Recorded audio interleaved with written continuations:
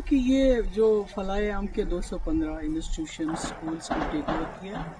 یہ جموں کشمیر کے جو تعلیمی ادارے ہیں، جو یہاں کے ہمارے انسٹیٹیوشنز ہیں، جو ہماری یہاں کی ثقافت ہے، اس پہ ایک اور حملہ ہے۔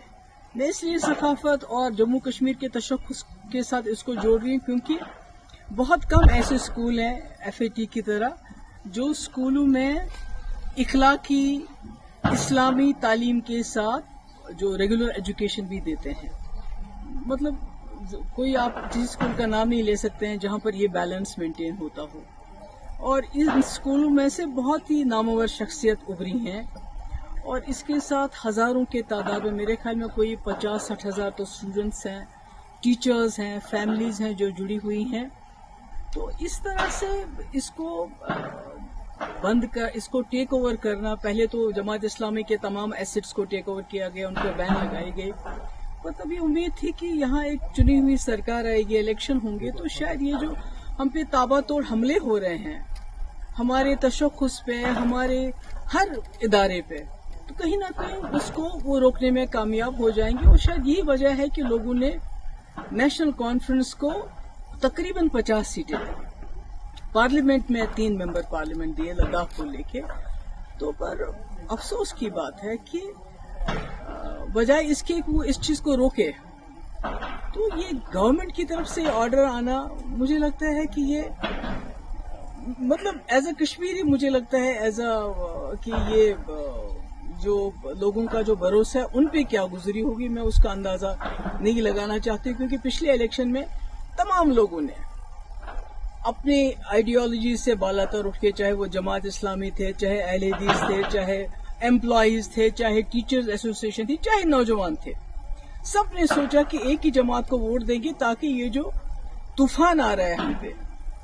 مرکز کی طرف سے، اس کو شاید ایک جماعت روک پائے گی، ایک ہی جماعت روک پائے گی، کیونکہ PDP کو توڑ پھوڑ کر کے PDP لگتا تھا لوگوں کو یہ ختم ہو چکی ہے، یہ مقابلہ نہیں کر پائے گی۔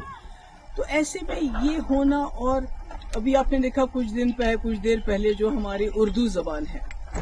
سرکاری دفاتر میں سے اس کو تقریباً خارج کیا جا رہا ہے۔ ہماری کتابوں، ہمارے جو سلیبس ہے، جو کریکولم ہے، اس میں جو ہے ہمارے شیخ العالم رحمۃ اللہ علیہ ہیں، یا ہمارے علامہ اقبال صاحب ہیں، یا اسی طرح جو ہمارے آغا شاہد صاحب ہیں، ان کو بالکل اس سے الگ کیا جا رہا ہے۔ تو سرکار جو ہے خاموش ہے، اور اس بار تو سرکار حصہ بن گئی۔ آپ کو یاد ہوگا 2016 اور 17 میں جب یہاں بہت حالات خراب ہوئے، پتھراؤ روکے نہ روکے، دلی سے اتنی بڑی ٹیم آ گئی، بڑے بڑے منسٹرز کی، بڑے بڑے پالیٹیشنز کی، اور حریت کے دروازوں پہ گئی کہ آپ دروازہ کھولیے، ہم سے بات کیجیے، دروازے بند کر دیے، یعنی اتنے حالات خراب تھے۔ اس وقت میرے اوپر بہت پریشر آیا تھا کہ آپ جماعت اسلامی کے اوپر کریک ڈاؤن کر لیجئے، بین کر لیجئے، ان کو PSA لگا لیجئے، ان کے ایسٹ سیز کا جو اب ہو رہا ہے، جو اس وقت کی سرکار اس وقت کر رہی ہے۔ مگر میں نے سوچا کہ اگر میں اپنے ہی لوگوں پہ بلا وجہ اس قسم کی کارروائی، یا تو کوئی ثبوت ہو کہ بھئی اس وقت یہ کچھ ایسا کر رہے ہیں تو آپ کوئی ایکشن لوگے، مگر صرف ان کی آئیڈیالوجی کی وجہ سے کسی نے جا کے دلی میں چگلی کھائی تھی کہ بھئی وہاں جو بھی کچھ کر رہے ہیں وہ جماعت اسلامی کے لوگ کر رہے ہیں، جو پتھراؤ ہو رہا ہے، جو ملک کے مخالف جو مہم چل رہی ہے، وہ سب جماعت اسلامی۔ اور میں نے اس وقت سٹینڈ لیا، جیسے میں نے کٹھوا میں سٹینڈ لیا، حالانکہ میرے پاس اکثریت نہیں تھی، ہم PDP BJP سرکار میں بنے ہوئے تھے۔ آج